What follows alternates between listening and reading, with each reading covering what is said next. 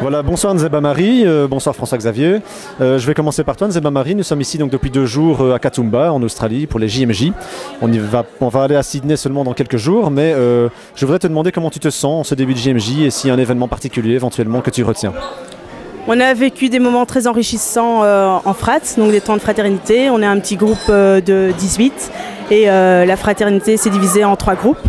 Et on a pu partager différentes expériences et comment on se sentait. Et je me sens vraiment bien, sereine et voilà. Merci François-Xavier, même question un petit peu. Comment vis-tu ce début de JMJ ici avec le groupe des Belges à Katoomba? Eh bien, un peu fatigué avec le décalage horaire, mais enfin, c'est vrai qu'avec notre frat, malgré qu'on ne se connaisse pas beaucoup, eh bien, les liens se sont vraiment tissés très vite. Et je pense qu'avec les temps de partage que nous vivons, c'est de très bon augure. Et je ne vois que la suite des JMJ avec un plein succès.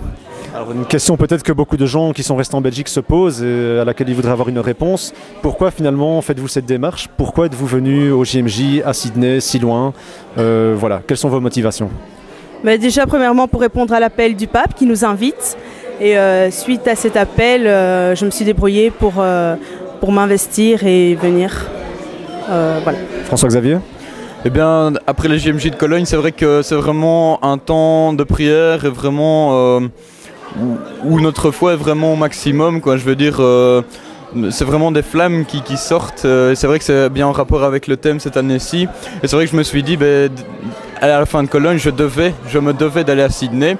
Et c'est pour ça, j'ai travaillé pendant 2 ans, pendant mes vacances en job student pour pouvoir m'offrir ces JMJ parce que c'est vrai que c'est pas donné à tout le monde et c'est une chance, je considère vraiment cela comme une chance, surtout pour ceux qui n'ont pas su partir, de pouvoir faire partie de ces JMJ. Et pour toi Nzeba Marie, comment s'est passée cette préparation des JMJ finalement? Est-ce que tu peux nous parler un petit peu des mois précédents qui se sont écoulés avant que tu viennes ici?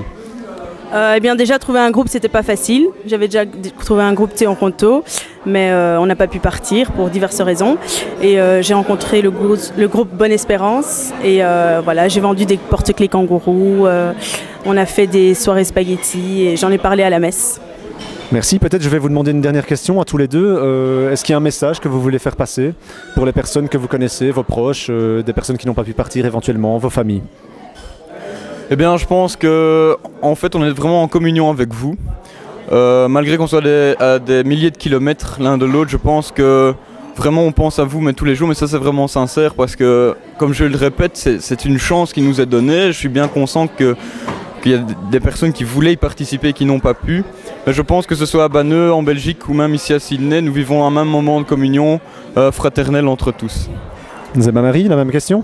Moi c'est un peu la même chose, donc si on est là, c'est un peu, on vous représente et vous êtes avec nous et vivez ce temps en communion avec nous, quoi. Voilà, merci à vous deux et bonne suite de JMJ. Merci Jean-Paul. Merci.